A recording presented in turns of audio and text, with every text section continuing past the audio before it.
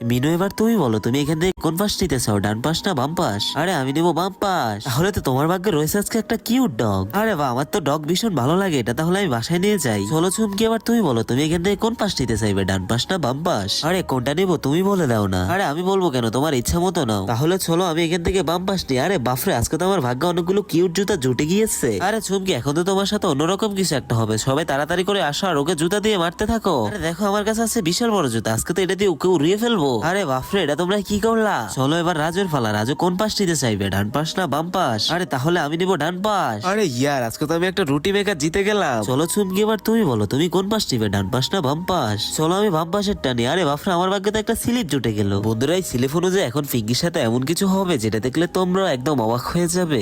তার আগে নিচে থাকা সাদা সাবস্ক্রাইব বাটনে কেউ যদি চাপ দিয়ে সাবস্ক্রাইব করে দেয় তাহলে তার বাবা মা অনেকদিন বেঁচে থাকবে। আর কেউ যদি ভিডিওতে লাইক করে দেয় তাহলে তার মনের আশা